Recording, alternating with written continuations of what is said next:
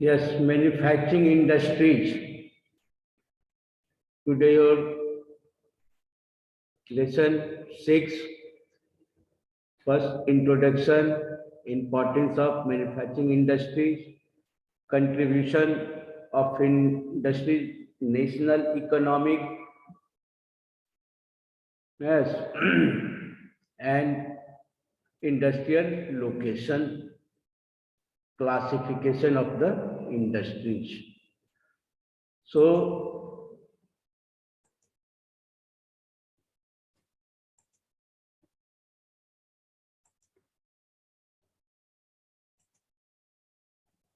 industries.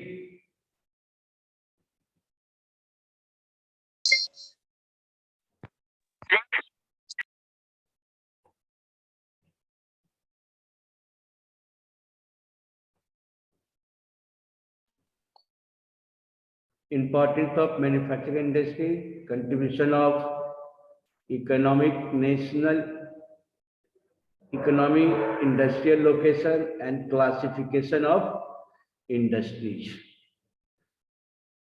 There, 1 minute. Slide clear. 1 minute.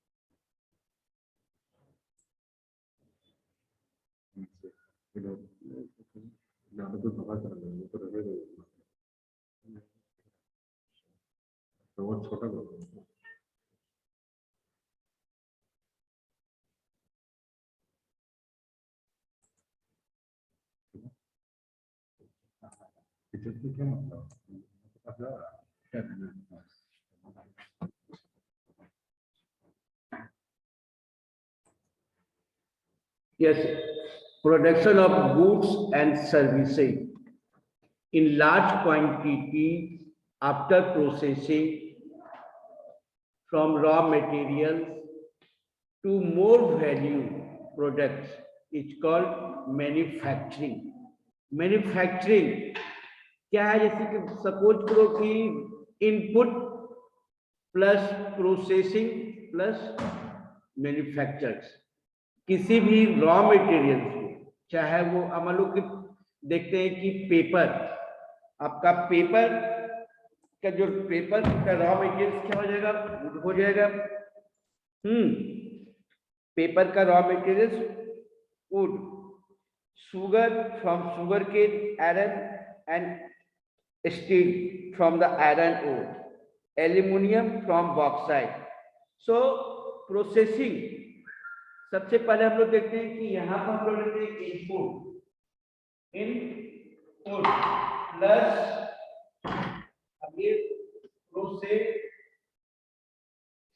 Plus output. अब ये processing है तो पेपर, ये पेपर आपका फिनिश प्रोडक्ट्स हो गया, ठीक है, पेपर आपका फिनिश प्रोडक्ट्स हो गया। प्रोसेसिंग है, प्रोसेसिंग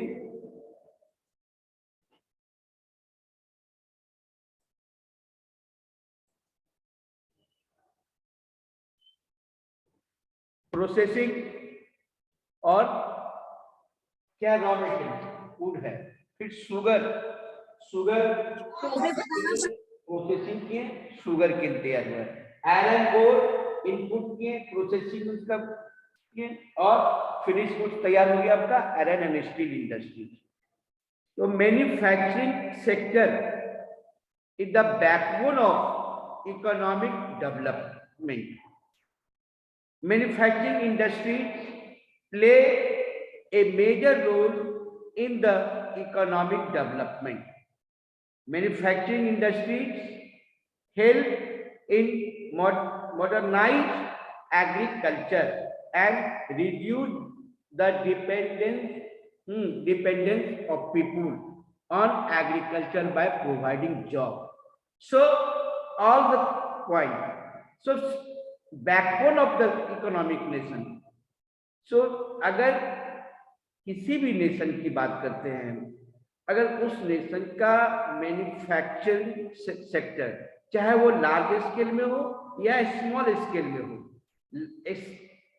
प्रोडक्शन जितना ज्यादा प्रोडक्शन होगा उतना ज्यादा आपका इकोनॉमिक ग्रोथ होगा, उतना ज्यादा आपका इकोनॉमिक डेवलपमेंट होगा, आपका नेशन डेवलप नेशन हो जाएगा ऑल अराउंड एरिया सेक्टर, चाहे वो स्मॉल स्केल से लेकर हम लार्ज स्केल की बात करते हैं।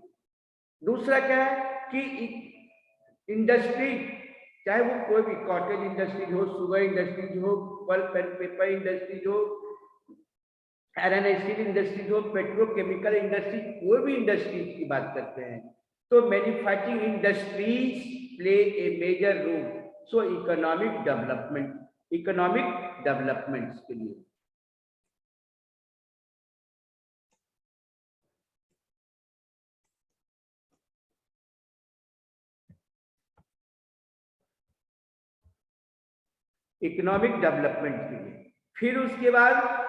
फिर उसके बाद देखते हैं कि इकोनॉमिक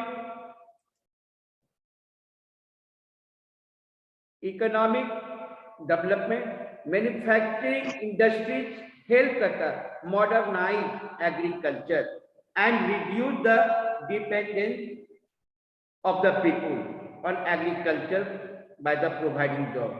सो इंडस्ट्रीज के कारण साइंस एंड टेक्नोलॉजी डेवलप। अब एग्रीकल्चर जो फार्मर जो थे पहले ओल्ड ट्रेडिशनल मेथड्स को यूज करते थे, मैनुअल टूल्स का यूज करते थे, प्लॉगिंग के, हार्वेस्टिंग के समय में यूज करते, मगर अब क्या है कि उसमें मैनुअल पावर में क्या था, ट्रेडिशनल में चाहे वो इरिगेशन क्या है, जो कैनल के द्वारा, रिवर साइड के द्वारा पानी को, वाटर को लाके इसमें डालते थे।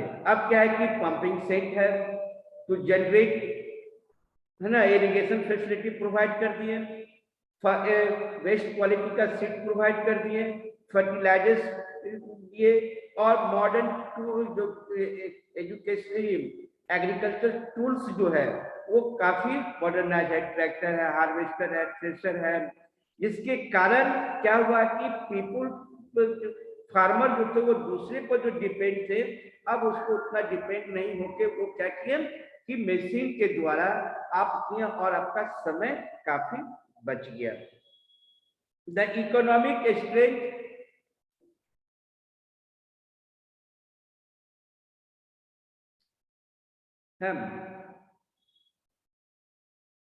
economic strength of country is measured by the development of the manufacturing industry.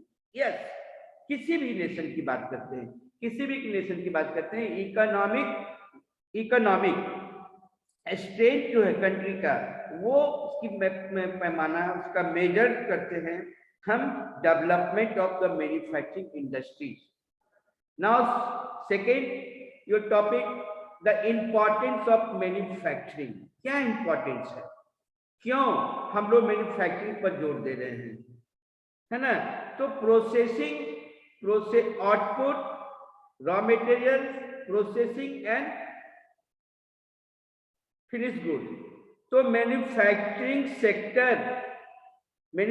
Sector चाहे वो लार्ज स्केल में हो या स्मॉल स्केल की बात करते हैं, manufacturing sector is considered the backbone of the development of the general and economic development in the particular region,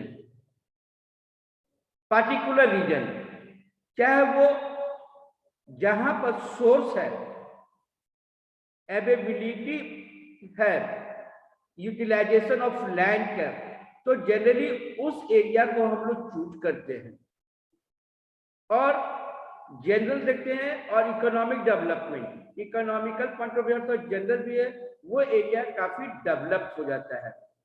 export of manufactured goods, trade and commerce and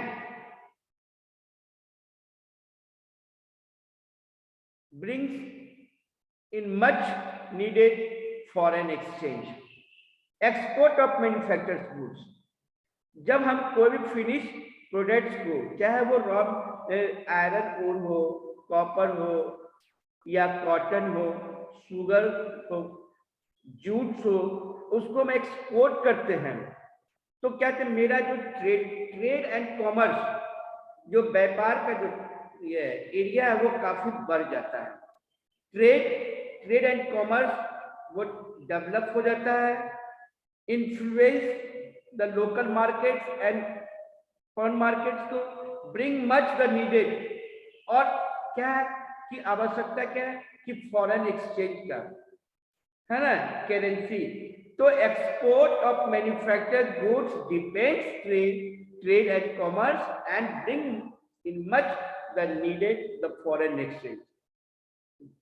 Next, the country that transform in the raw material into wide variety of the finished goods, the higher value and prosperous. Now, India prosperity lies in the increasing and the diversity the manufacturing industry as quickly as possible. So one question, how agriculture and industry are not exclusive of each other? Anybody? How iron and steel industry, agriculture and industry are not exclusive of each other. So they move hand in hand. Agro industry in India has given the major boost to agriculture by rising its the productive. They depend on the latter for raw materials and sell their products such as अब उसके कारण जो है irrigation, agriculture के कारण irrigation pumps है, fertilisers है, insecticides है, पेस्टिसाइड्स है, plastic and PVC pipe, machine and tools. So it is to the farmer. So development and competence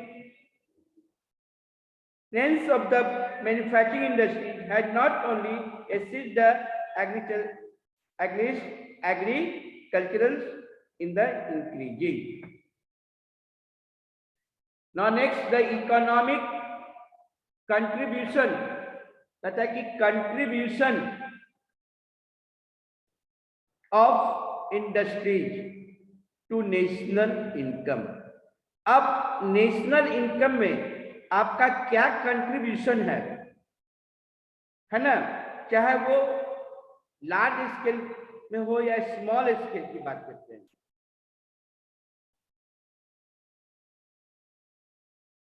the national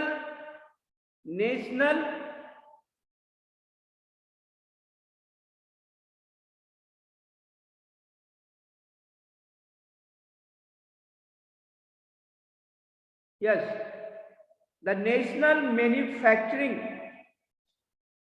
Competitiveness Council, जिसको कहते हैं NMCC, has been set up with the objective of appropriate policy interventions by the government and renewed efforts of the industrial productivity. The National Council, the National Manufacturing Competitiveness Council has been set up with this object. क्या economic जो अर्थशास्त्र से economist उन्होंने predict किया the manufacturing can achieve it's target over the next some data has over the last 2 decades the share of the manufacturing sector has the 17% GDP out of the total 27% for the industry, which include the 10% of the mining, quarrying and electricity and gases. Now next,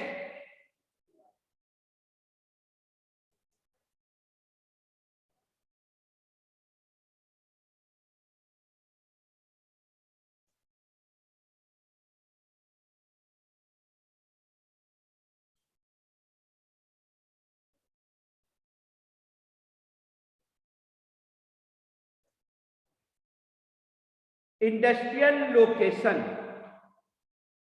I have already discussed in classroom industrial locations.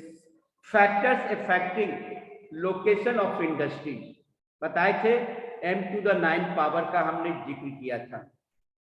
तो industrial location are complex in nature. The factors affecting the location of industry are the कहीं भी अगर हमें कहीं भी किसी भी reason में, चाहे वो रीजन प्लेन रीजन एरिया की बात करते हैं, चाहे वो region high altitude mountainous region या प्लेटी रीजन एरिया की बात करते हैं, तो सबसे पहले हमको देखना क्या है कि availability of the raw material. क्योंकि रॉ मटेरियल आउटपुट है तभी आप प्रोसेसिंग करोगे और देन आप उसका इनपुट निकालोगे, प्रोडक्ट करोगे. किसी भी अगर raw material but uneven distribution of the minerals है, uneven distribution of the climatic conditions है, uneven distribution the relief features है, but the depend some particular region depend some particular type of the raw material. So factors affecting the location of the industry are number one, the availability of water, availability of raw materials. Second, land, water, labor, power, capital and transport and market. Power to run energy they, चाहे वो thermal power हो चाहे वो hydel power की बात करते हैं. अगर हम कोई मशीन को स्टार्ट करेंगे, पावर हम देंगे तो उसमें हमको चाहे वो थर्मल पावर हो चाहे वो आपका हाइडल पावर की बात करें. इंडस्ट्रीज स्टार्ट करने के सबसे पहले है रॉ मटेरियल. अब मान लो सपोज करो कोई भी एक रीजन हम चूज कर लेते हैं, तो वो रीजन मान लो कॉटन टेक्सटाइल की बात करते हैं या आयरन एंड स्टील इंडस्ट्री, क्योंकि iron and steel industry is the backbone of the nation. Iron and steel industry is the measuring the rod of our economic strength. तो रॉ मटेरियल आयरन ओर होना चाहिए. Land जहां पर हम construction करेंगे industry के लिए. Water nearest area over the 32 kilometre के एरिया में. चिप लेबर होना चाहिए. पावर की फैसिलिटी होनी चाहिए, चाहे वो पावर हम हाइडल पावर से ले या थर्मल पावर से ले. इन्वेस्टमेंट के लिए कैपिटल बहुत जरूरी है. और जब ये पूरा प्रोसेस अगर तैयार करते हैं, इनपुट प्रोसेसिंग और आउटपुट, जो फिनिश प्रोडक्ट्स है हमारा, उस फिनिश प्रोडक्ट्स को मार्केट के लिए, मार्केट पहुंचाने के लिए, हाँ ट्रेडेड सेंटर जाने के लिए, तो वहां पर मीन्स ऑफ ट्रांसपोर्ट, चाहे वो रोडवेज हो रेलवे, इफिशिएंट फैसिलिटी होनी चाहिए. Industry are situated with some और all of these factors are easily available. कहीं भी अगर मान लो कि हम प्लेटू रीजन एरिया में चले जा रहे हैं या प्लेन रीजन एरिया में चलते हैं, तो वहां पर nature of land, availability of the raw material के बेसिस पर हम इंडस्ट्री सेटअप करेंगे। इंडस्ट्री सेटअप करेंगे। अगर मान लो सपोज करो कि हम प्लेन रीजन एरिया की बात करते हैं, जहां पर फर्टाइल लैंड है ना, फेवरेबल क्लाइमेटिकल कंडीशन है, अवेलेबिलिटी ऑफ द वाटर है, तो वहां क्या क्रॉप है, और क्रॉप चाहे वो व्हीट हो, राइस हो, शुगर हो, मेज हो, पल्सेज हो, कमर्शियल प्लांटेशन क्रॉप हो, तो क्रॉप है, इसलिए वहां पर ठीक सिमिलर तो हम industry sector agro based industry based on agriculture, cotton हो, जूट हो, सिल्क हो, वो रीजन देंगे। दूसरा कहते हैं अगर आयरन एंड स्टील इंडस्ट्रीज की बात करते हैं, उस एरिया में अगर आते हैं आयरन स्टील इंडस्ट्रीज, तो हमको प्लेटू एरिया जहां पर अवेलेबिलिटी हो, इजी अवेलेबल हो रॉ मटेरियल्स का, इजी अवेलेबल हो लेबर, चिप लेबर मिलना चाहिए सराउंडिंग एरिया, है ना, पावर की फैसिलिटी होनी चाहिए, चाहे वो थर्मल पावर के द्वारा हो या हाइड्रो पावर के द्वारा हो, ट्रांसपोर्ट फैसिलिटी होनी चाहिए, तभी जाके हम वो एरिया, ऐसा नहीं है कि हम रॉ मटेरियल्स रिसीव कर रहे हैं प्लेटू एरिया से और हम मैन्युफैक्चरिंग कर रहे कहा, तो प्लेटू एरिया में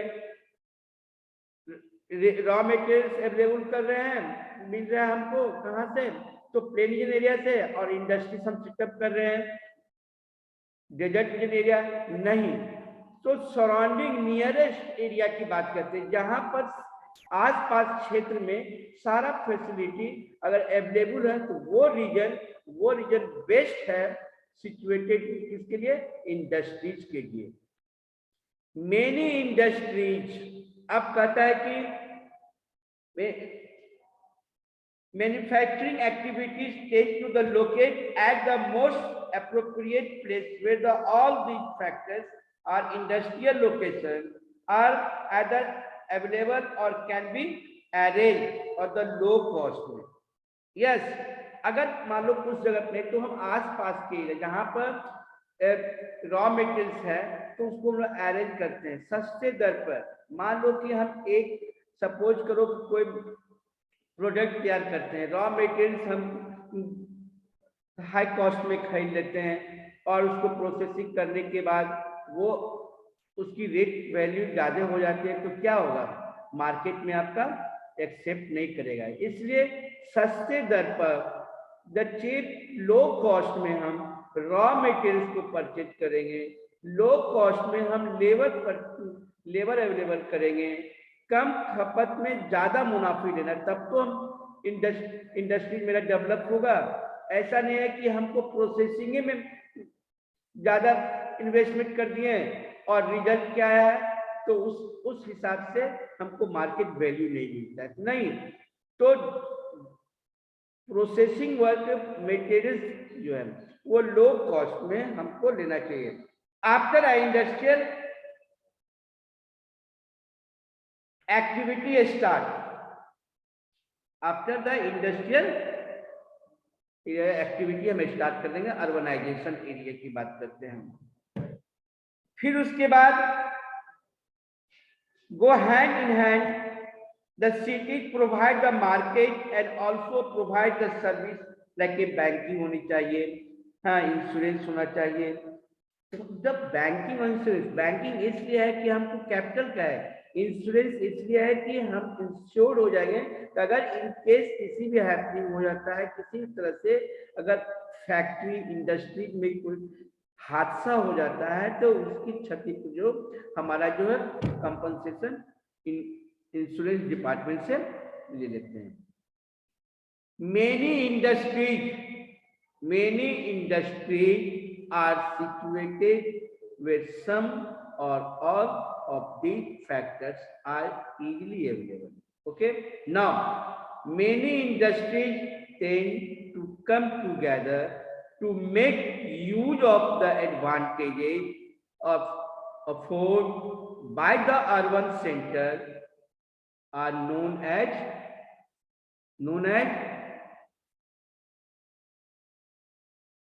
agglomeration economy. The most manufacturing unit were located in the place from the point of view overseas, the trade such as the Mumbai हो, कलकत्ता है, चेन्नई. हाँ, कारण क्या है कि due to the availability of the transport facility, तो sea route is more, क्योंकि sea waterway efficient to carry bulky goods from one place to another place. Eco friendly है, लो कॉस्ट में है ना. अगर मान लो कि हम सपोज करो कि श्रीनगर से हम कोई भी प्रोडक्ट को हम ट्रांसपोर्ट करते हैं, अगर वहां से हम पश्मीना शॉल, पश्मीना आइटम हम कैरी किए, वहां का परचेज मान लो कि 100 रुपया और ट्रांसपोर्ट चार्ज जो है हो जाता है 200 रुपया, और यहाँ मार्केट में लाके इसको हम सेल करते हैं तो उसका दाम ज्यादा. तो इसलिए इकोनॉमिकल पॉइंट ऑफ व्यू से ट्रांसपोर्टेशन भी इतना इजी सेटअप है जो कैरी करे, आपको चिप रेट में कैरी करे. Emerge the center pockets industry, develop urban center surrounding by the huge agricultural and the rural hinterland. Next देखो, m to the 9 पावर का हमने एक फिगर आपको देखा है. The key to decision of the factory location is the fixed cost. Government policy and skilled labour also influence the industry. सबसे पहले ये इंडस्ट्री जो हम लोग देख रहे हैं, इंडस्ट्री ये सबसे पहले रॉ मटेरियल. तो physical, geographical factor and economical factor, physical factor and human factor. Physical factor आप देखो सब, पावर की बात है. पावर में क्या होगा, चाहे तो आपका हाइडल पावर हो या थर्मल पावर हो. सेकेंड है लैंड, वो एरिया जहां पर ये सारा फैसिलिटी हमको प्रोवाइड करता है. Means of transport and communication, water की फैसिलिटी होनी चाहिए, मार्केट की फैसिलिटी, कैपिटल होना चाहिए और लेबर होना चाहिए. So ideal location of any industry, मानो कि आइडिया, तो सबसे पहले हम लोग देखते हैं कि माई इंडस्ट्री, कोई मेरा इंडस्ट्री, जैसे कि टाटा इंडस्ट्री है, तो cost of production at site, decision to locate factory at site, cost of distribution of production, cost of the obtaining raw material at the site, ये आपका चाहिए. Next, classification of industries, classification of the industries. जब हम कोई भी industry, आप देखते हो कि आप मैन्युफैक्चर प्रोडक्ट्स है यूज करते हो, डेली करते हो, चाहे वो इलेक्ट्रिक बल्ब की बात करो, वेजिटेबल्स है, ऑयल है, सीमेंट है, ग्लासवेयर है, पेट्रोल है, मैच बॉक्स है, स्कूटर, ऑटोमोबाइल्स है, मेडिसिन है, जो भी चीज हम यूज करते हैं, तो उसका हम लोग क्लासिफिकेशन इंडस्ट्रीज, जब हम लोग इंडस्ट्रीज का क्लासिफिकेशन करेंगे तो on the basis of source raw material, on the basis of raw material, इसमें कि आपका आता है agro based. Agro based industry based on agriculture. अब इसमें क्या आता है, जो एग्रीकल्चर से संबंधित है, चाहे वो कॉटन है, वुलन है, जूट है, सिल्क है, टेक्सटाइल है, रबर है, शुगर है, T, coffee and edible oil, ये जितने भी, ये जनरली हम इंडस्ट्रीज लोग देखते भी हैं तो वो प्लेन रीजन एरिया में, क्योंकि वहां पर आइडियल कंडीशन है, all factors are easily available, all factors. Mineral based industry, the industry based on mineral, चाहे वो आयरन स्टील इंडस्ट्रीज हो, सीमेंट इंडस्ट्रीज हो, एल्यूमिनियम इंडस्ट्रीज हो, हाँ, और machine, tools and petrochemical industry. Now second, according to their main role, क्या है, the basic और की, मतलब why iron and steel industry को बेसिक इंडस्ट्री क्यों कहा गया है, या की which supply their products of the raw materials to manufacture other goods. Iron and steel, copper smelting, aluminum smelting, consumer industry, a small scale industry, छोटा सा large बताएंगे, small scale, small scale industry, जिसमें आपका with reference to the maximum investment allowed to the asset of a unit and limit had change over the periods of the time, at present the maximum investment allowed in the rupees of 1 crore. A small कहता है कि it is known as the large scale industry की बात करते हैं, capital के आधार पर हम लोग नहीं, अब हम लोग कैपिटल के आधार पर, तो कैपिटल ऑन द बेसिस, कहते हैं कि consumer on the basis of capital, जितना ज्यादा आप इन्वेस्ट करोगे, जितना ज्यादा आप इन्वेस्ट करोगे, आपका इंडस्ट्री उतना लार्ज स्केल में होगा, प्रोडक्शन लार्ज स्केल में होगा, एम्प्लॉयमेंट लार्ज एम्प्लॉयमेंट रहेंगे, लार्ज अपॉर्चुनिटी जॉब का है। तो ये कैपिटल आपके कैपिटल पर डिपेंड करता है।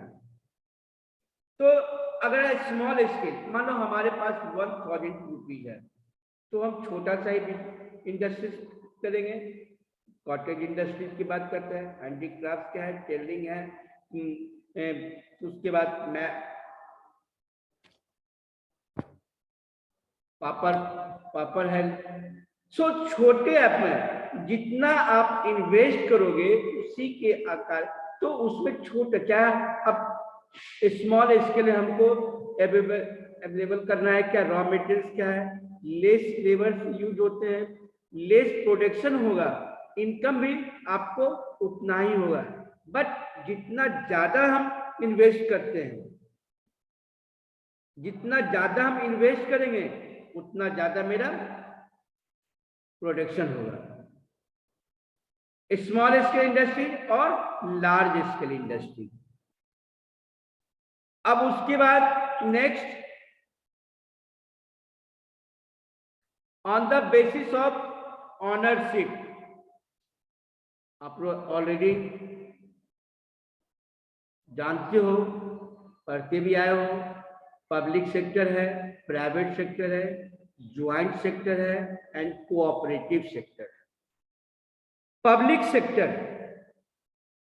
ये public sector honoured and operate by the government agency, government agency, ये पब्लिक, ये गवर्नमेंट एजेंसी, जितने भी इनके जो मेंटेनेंस कॉस्ट है या इनकम्स है, वो सारा किनके अंदर में है, तो गवर्नमेंट के अंदर में। जैसे मैं आपको व्हील BHEL, अब देखो कि BHEL full form, or SAIL,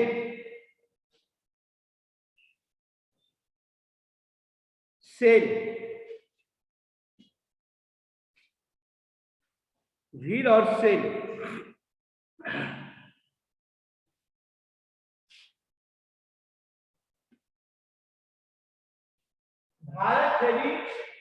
Bharat heavy electric limited, steel, SAIL का क्या है full form?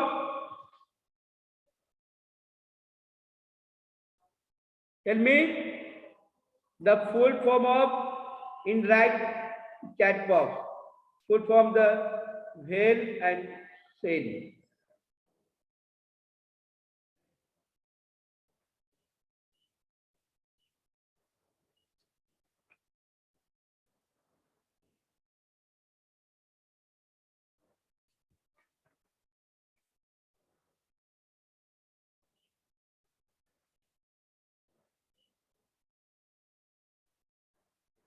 Yes.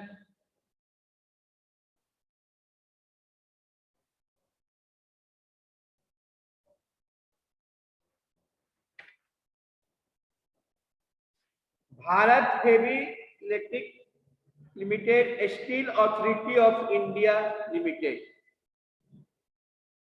On the basis of ownership, the second, the private sector. Owned and operated by the individual or a group of the individual. इसमें क्या आपका automobile है, टिस्को है, बजाज है and Dabur industries. TISCO, Bajaj and Dabur industries. On the basis of joint sector industries which are jointly run by the state and individuals or the group of the individuals. Oil India Limited, a joint owned by the public and the private sector. Good example. Cooperative sector. Cooperative sectors, industries that owned and operate